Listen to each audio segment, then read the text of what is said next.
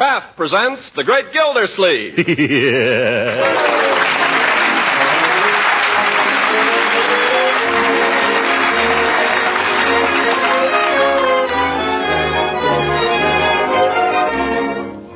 Kraft Cheese Company, who also bring you Bing Crosby every Thursday night, present each week at this time Harold Perry as The Great Gildersleeve, written by John Wheaton. We'll hear from the great Gildersleeve in just a moment. You know, these days it's pretty difficult to get the variety of foods you used to get. That's why you should make the plentiful foods you can get as appetizing as possible. Now, one easy, economical way to make foods taste better is to use delicious parquet margarine at the table and for cooking, too. First of all, of course, parquet margarine is a perfectly delicious spread for bread or toast or rolls. And next, parquet margarine is a tasty seasoning for potatoes and all hot vegetables. Parquet margarine makes cookies and pastries taste better, too, because it's a real flavor shortening, not bland and tasteless as some shortenings are. And lastly, you'll find parquet adds tempting extra flavor to pan-fried foods. Yes, you can make everyday foods taste better when you use parquet. Remember, too, it's a nourishing energy food that contains vitamin A. So ask your dealer tomorrow for wholesome, economical Parquet, P-A-R-K-A-Y, Parquet margarine made by Kraft.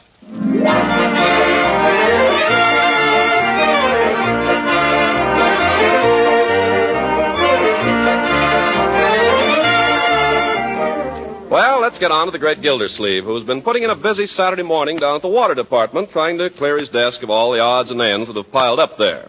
As we join him now, we find him almost down to the blotter and feeling pretty good about it. Action, yes, action. That's the keynote today, Miss Fitz. And you have accomplished a great deal this morning, Mr. Gildersleeve. Yes, sir. Never put off till tomorrow what you can do today. I try not to.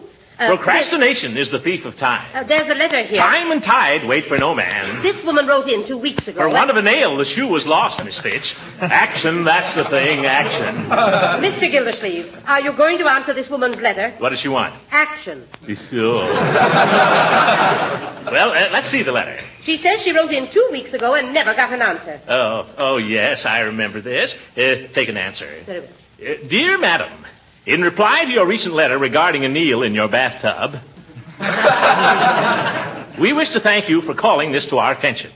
After a thorough investigation of the matter, we wish to report that it would have been impossible for the said eel to have gained access to your tub through the faucet, as all our water is carefully filtered, and furthermore, standard plumbing fixtures are too small to accommodate an eel of the dimensions you describe. We can only suggest that the creature either crawled up the drain, in which event your attorney should get in touch with the Department of Public Works, not us. Or possibly it was placed in your tub by an enemy. While it's out of our department, we'd suggest that a stopper kept in the tub at all times should prove an effective precaution against eels in the future. Failing which, we'd advise a closer check on your friends. Very truly yours, Throckmorton P. Gildersleeve, Water Commissioner. You got that? Yes, Mr. Gildersleeve. That ought to hold her. What's next? Well, I don't know whether you want to do anything about this. Let's have it. Action, Miss Fitch. Let's clear the decks here. Very well. This is no time for bottlenecks. No. You'll notice that in every photograph of Donald Nelson, there's not a single paper on Donald Nelson's desk. That's the only way to be an executive. Do it now. Strike while the iron is hot. Come. What have you got there? A 6-month reminder from your dentist. Well, suppose you put that in the deferred file. That's where it came from. You're a hard woman, Miss Fitch. All right, call up the dentist and make an appointment for Monday. Good. For Leroy. Come on, let's get on here. Time's a-wasting. Have you got the application for my B gas ration? Yes, it's right here. Oh, I must remember to get that in this afternoon. It's all filled out. All you have to do is sign it. I better check it over. Let's see here. It says, occupational use of the vehicle. If vehicle is used for driving between home and fixed place of work, in the principal occupation as stated in items 4 and 6 above, answer all questions in Part A below.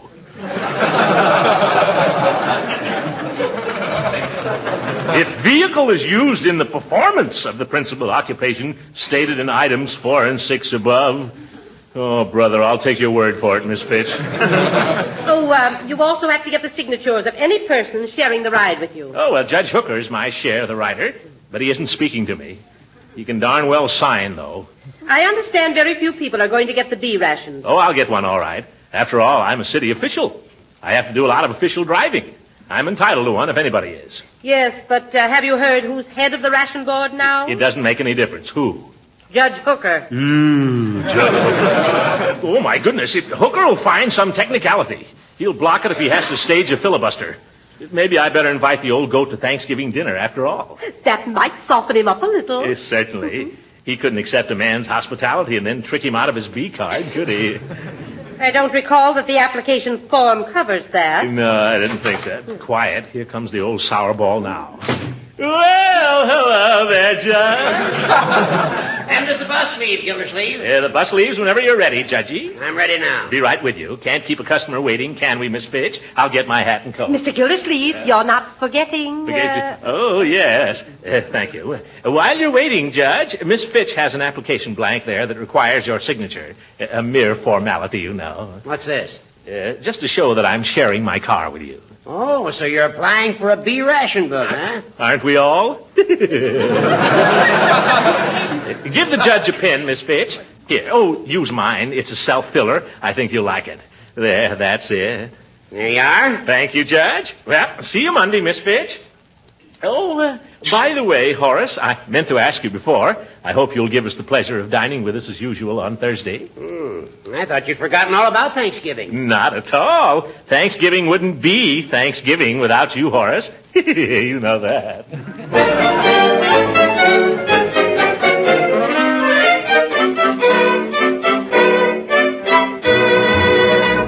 Stand still, Leroy, now while I fit this. I feel like a sissy in this fool outfit. This is the kind of clothes the Pilgrims wore, and they were no sissies. Yeah, but they didn't have to wear them in front of a whole auditorium full of people. Stand still, will you, before I jab you with this pin? Courtship of Miles Standish. Why don't you speak for yourself, John? Yeah. Oh! Told you you'd get stuck. No, I think you're going to look real cute when I get this down. That's just what I'm afraid of. That's what the whole school is going to think. Leroy, will you stand still? It wouldn't have been so bad if I was Miles Standish. I'd get to wear a helmet. But John Alden, that panty waist. I'm lucky the teacher didn't make me play Priscilla. I don't see why you feel that way. John Alden is a hero. Remember, it's John Alden who gets the girl. Yeah, Ethel Hammerschlag, can have her.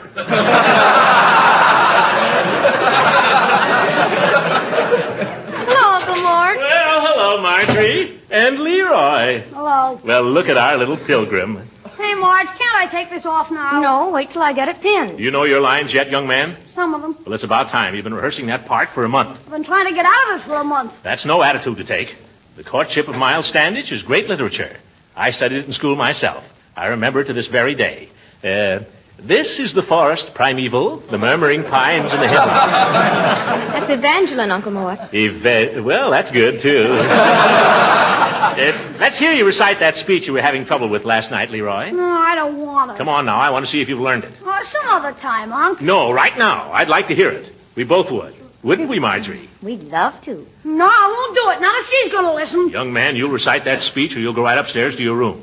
Okay. We're waiting. Let's see. Prithee, Mistress Priscilla, turn not a deaf ear to the suit of one who, though absent Yet loves thee with a noble and undying passion. Go back and try it again. Do I have to? Yes. If you don't keep at it, you'll never learn the part. If I don't learn the part, maybe we won't have to do it. You'll do it or I'll know the reason why. Come on now, once more. Prithee, Mistress Priscilla. I can't say it. You're not trying. Prithee, Mistress Priscilla. Now you got me doing it. Oh, Bertie, I want to talk to you. Leroy, you go up to your room and practice. Darn old Miles Standish anyway. Quiet, you. Bertie, I've invited Judge Hooker to Thanksgiving dinner. So that'll mean one more. That'll mean 5 more. What? Yes, I hope you don't mind, Uncle Mort. I invited 4 of the boys from Camp Fuller. Oh, well, fine. The more the merrier. Thanksgiving isn't Thanksgiving unless there are plenty around to enjoy the turkey. Speaking of turkey, Mr. Gildersleeve. Yes, Bertie? You wouldn't want to buy a chance on one, would you? I don't suppose. What do you mean, Bertie? Well, the ladies at my church is holding a turkey raffle. Again? All right, I'll buy a chance. How much are they? 25 cents. That's for one. 1 chance. There you are. There's a quarter. Thank you. Most everybody around here has bought one from me. All the neighbors. Well, you're doing fine. Of course. If you used to buy 2 chances, it stands to reason you have twice as good a chance as they have. Yeah. No getting around that, Bertie. All right, I'll take 2. Mr. Gildersleeve, you're making no mistake. Turkey's awful expensive this year. Yes, I know, Bertie. 48 cents a pound at Day One Grocery. Oh, brother. Yeah. So if even you used to buy 3 chances, you'd still be ahead. Sold, Bertie. Make it 3. Yes, sir. Let's see now. How many is it going to be for dinner? Well, there's Marjorie and Leroy and Judge Hooker and Mrs. Ransom and the 4 soldiers. And you, Bertie, that makes 9. And you, that makes 12. Oh, yes, me. That's going to take a big turkey. Well, maybe we should order one right away and ask him to hold it for us. Well, let's wait and see how this raffle comes out first, Marjorie. We don't want to be stuck with 2 turkeys, you know. Of course, they've sold quite a lot of chances on it, and you've only got 3. Bertie, if you can guarantee I'll get the turkey, I'll take 5 chances. Well, I can't promise nothing, but my cousin's doing the drawing. I'll take 5. Well, that'll be $1.25. That's right. Well, here's another $1. That's quite a lot of money. Yes, it is. $1.25 will buy a lot of things. Don't I know it? You wouldn't like to take a couple more chances just to protect your investment. You get out of here, Bertie, before you ruin me. I got to get down to the ration board.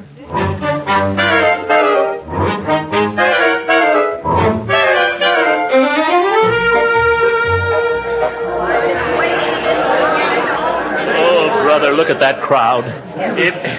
Pardon me, could somebody tell me whether this is where you get B ration books? No, this is where you don't get them. Yeah, wise guy. Madam, would you mind? You can't shove in here. I'm not trying to shove in. End of the line. End of the line. I've been waiting here since 2 o'clock, and you come trying to shove in. Yeah. Madam, I was merely trying to ask a civil question. End of the line, Bud. Just a minute. Who do you think you're pushing? Well, who do you think you're pushing? Well, who do you think you're pushing? Why, George, if you weren't wearing glasses... Well, I'll take them off. There. You look worse. Put them back on.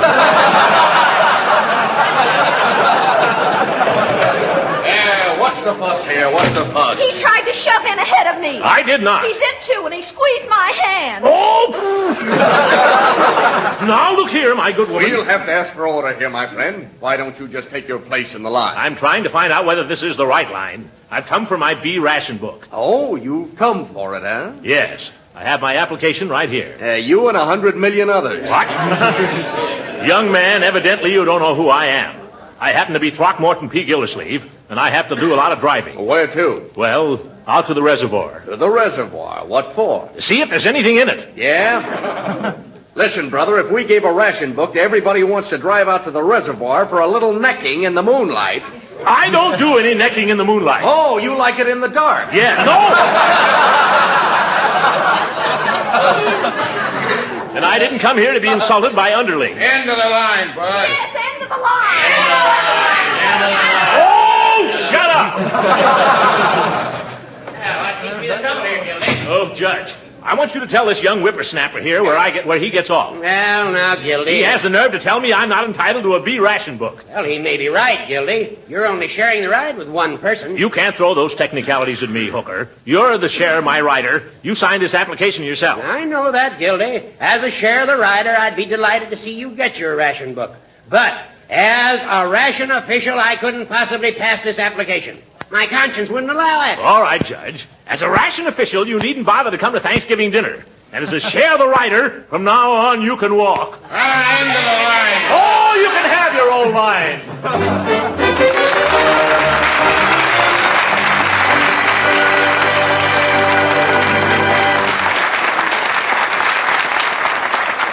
The great Gildersleeve will be with us again in just a few seconds.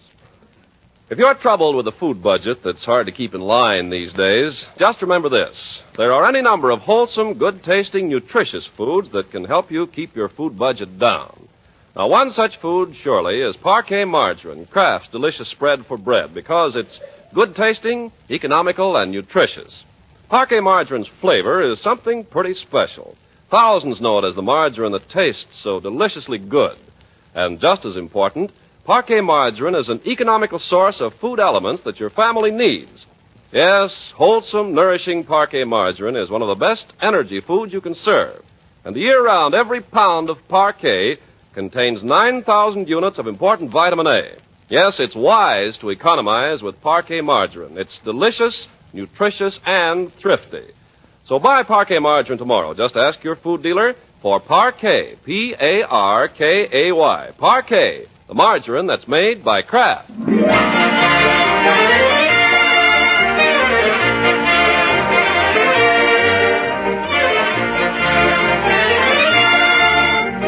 Now back to Summerfield to the great Gildersleeve. Apparently he'll get no more gas than the rest of us, but what about turkey? It's Tuesday afternoon now, only 2 days before Thanksgiving. And we find our hero checking last-minute details with Marjorie. What about those 4 soldiers, my dear? Are you sure they're coming? Oh, yes. I had a note this morning from their commanding officer. They'll arrive at 12 o'clock sharp in a jeep. A jeep? Mm-hmm. Oh, brother, what an appetite they'll have. I'll have to run around the house a couple of times to get myself up to concert pitch. Can't let the boys show me up at my own table. I don't think you need to worry about that, Uncle Mort. Oh, yeah. Well, I guess we're all set. Soldiers accepted. Hooker canceled. Mrs. Ransom's coming, isn't she? Well, you invited her, didn't you? No, I thought you'd take care of that. You're the lady of the house. Oh, but I thought you'd want to.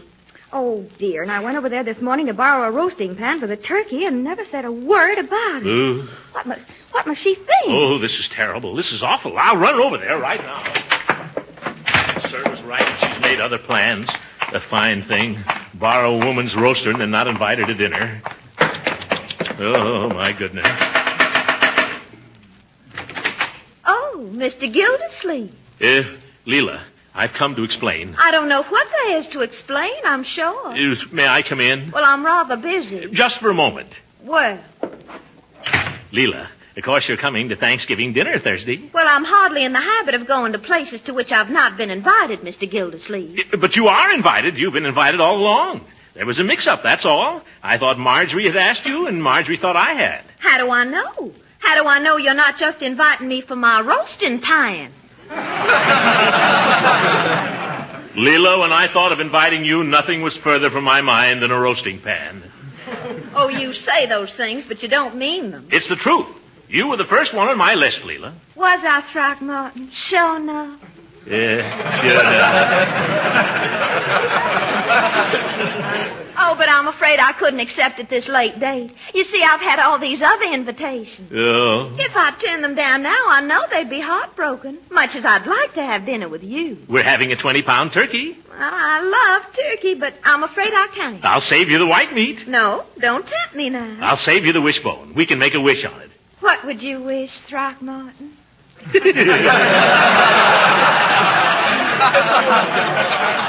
I'm not supposed to tell you.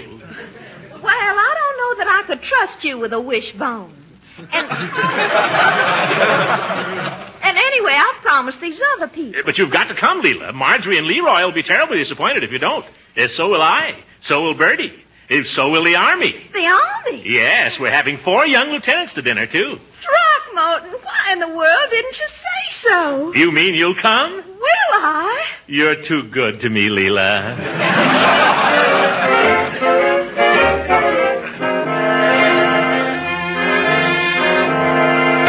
What did she say, Uncle Mort? She's coming with bells on.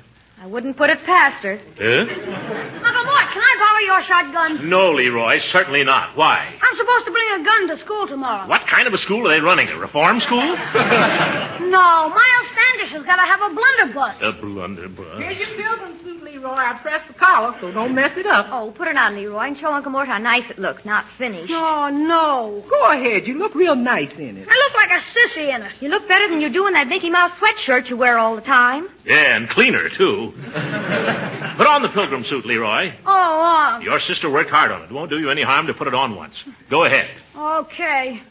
I'd like to meet that guy Longfellow. Yeah. Well, Bertie, you think we're going to have enough turkey for all these people Thursday? I don't know, Mr. Gildersleeve. Let's see now. We've got 4 soldiers, and the 4 of us here, and Mrs. Ransom. What about Judge Hooker? Judge Hooker is an ungrateful old goat. Never mention his name in this house. Excuse me. I didn't know it was like that again. There'll be 8 of us at dinner. And you know the way soldiers eat. You think we ought to figure on 2 turkeys? I don't know, Mr. Gildersleeve. I don't know what we ought to do. What's the matter, Bertie? You seem to be sort of dragging today. I don't know. I don't guess I feel so good. Out a little late last night? No, sir, no later than usual. I just got a feeling, that's all. What kind of a feeling? Like things wasn't going to work out somehow. Oh, well, don't let it get you down. By the way, when are they going to raffle off that turkey I bought all those chances on? Yes, we can't wait much longer to find out about that. Thanksgiving's only 2 days off.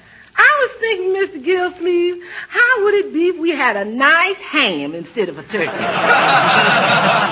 Bertie, are you hiding something from us? No, sir, I ain't hiding nothing. Except they had that raffle last night. Oh. You came close, Mr. Gildersleeve. You came mighty close. The winning number was 61, and you had 62. Eesh. But it still leaves us without a turkey. Well, sort of. Oh, well, if you gamble, you have to expect those things. We better order a turkey right away, though. Yes, we can't invite all those soldiers to come 20 miles for Thanksgiving dinner and have no Thanksgiving dinner. Well, I'll go call up the market and reserve one. That's just the trouble. What do you mean? I called up the market, and all the turkeys is reserved. You mean they won't sell us one? Butcher says there ain't a turkey left in Summerfield. I don't know what's the matter. Last week, no pot roast. This week, no turkey. We've got to have a turkey. We've invited all these soldiers. We've invited Mrs. Ransom. We've got to find one. But where? Don't ask me. All right, Unc. How do you like it? Like what? The pilgrim suit. Oh, forget the pilgrim suit. We just lost our turkey. No turkey? No turkey. How do you like that? Well, it looks like we'll all wind up eating turkey sandwiches at the drugstore. Yeah. Some Thanksgiving. The drugstore. Maybe Peavy's got a turkey. Hold everything, kids. I'll be right back. I'm going to the drugstore.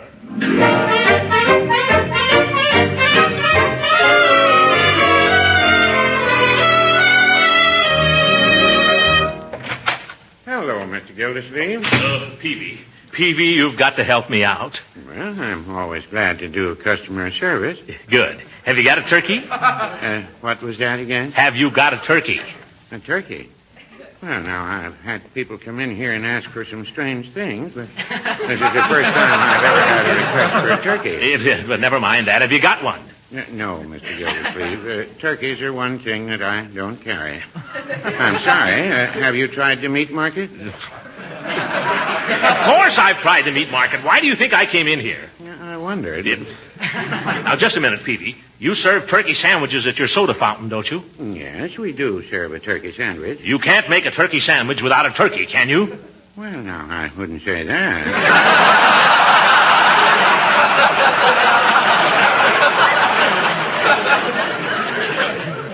In other words, Peavy, your turkey sandwich is not a turkey sandwich. Well, turkey sandwich has become a sort of a trade expression, although we serve it with genuine cranberry jelly on the side. But suppose you don't care for cranberry jelly. And then you just ask for the regular chicken sandwich. Yes, Peavy, I'm surprised at you. I don't know how you can sleep nights.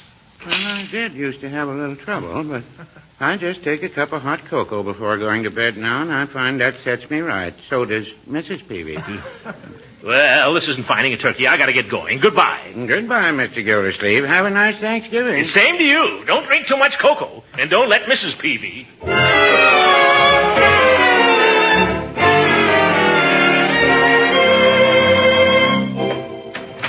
Any luck, Uncle Mort? Not a bit, my dear. I've been everywhere. It's no use. The Army's picked the place clean. There's not a single turkey left. Maybe I should warn those boys at camp. They'll do better if they stay there. Yes. Wait. There's just one chance left. What's that? If we can find out who won the turkey in Bertie's raffle, we might be able to buy it from him. Bertie! Yes, Mr. Gildersleeve? Would you mind coming in here? Yes, sir? Bertie, do you know who won that turkey in your raffle? No, sir. Do you think you could find out? Well, sir, I might be able to, and then again I might not. What do you mean by that?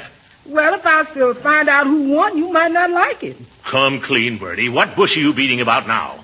You know who won the turkey? Yes. Well, why didn't you say so? Who is it? Well, you said never to mention Judge Hooker's name. Oh!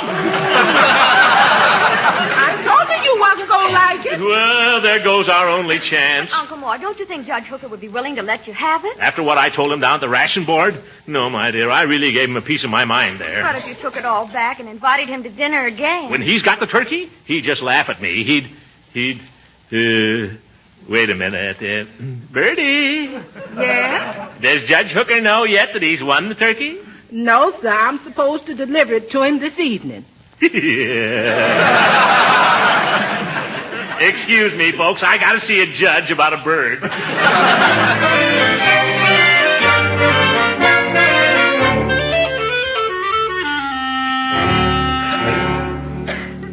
Horace, I've come to ask your forgiveness. You come to the wrong place, Gildersleeve. That's a cruel attitude, Judge, but I don't blame you for taking it. You behave like a boor, Gildersleeve. You're right, a big boor. In front of a whole lot of people, too. Yeah. I could kick myself when I think of it. Well, we all fly off the handle sometimes. There was no excuse for it. Doing a thing like that to my old friend. Well, Gildy, of Horace, you may think me a sentimental old fool, but we've been pals for a good many years now, haven't we? Off and on. Yes, Gildy, we have. Off and on. And we've always had Thanksgiving dinner together, haven't we? Yeah, I guess that's right. Well, I want you to have it with us again this year. You really mean that? Horace, I've said it before, and I mean it now more than ever. If you don't come to Thanksgiving dinner, it just won't be Thanksgiving dinner. Well, then, I'll certainly be delighted to come. Good. Don't forget now. I won't. We'll be counting on you. I'll be there. What time would you like to have me come? Oh, come early, Judge. Come about 9 o'clock in the morning. 9 o'clock? Yeah. And when you come, would you mind bringing that turkey you won in the raffle, Judge?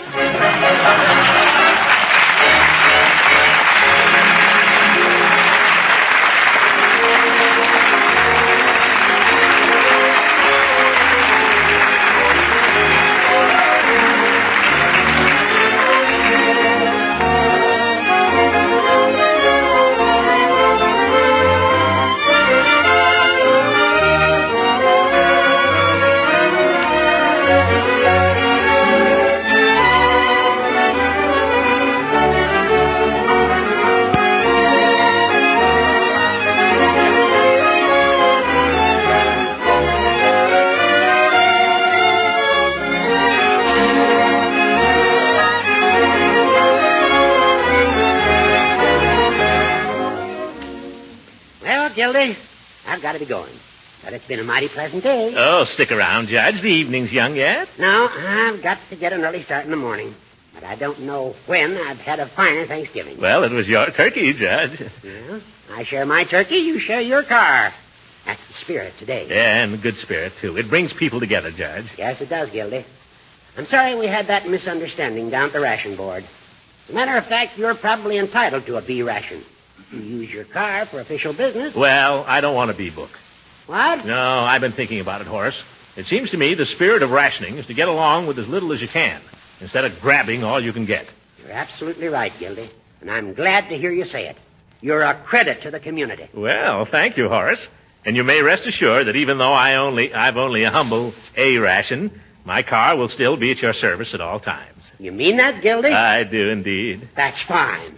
I've got to meet a train at Moore's Junction at 6 o'clock tomorrow morning. Good night, Gildy. Good night, everybody. Original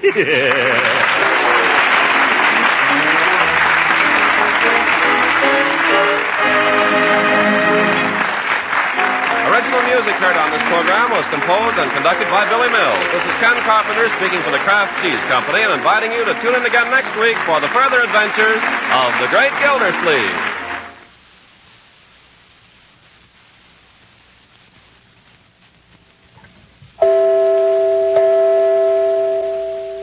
Ladies, when you want to make good macaroni and cheese, get a package of Kraft Dinner. This wonderful product is really an answer to a housewife's prayer for an easy and quick-to-make main dish. It takes only 7 minutes cooking time to fix delicious macaroni and cheese with Kraft Dinner.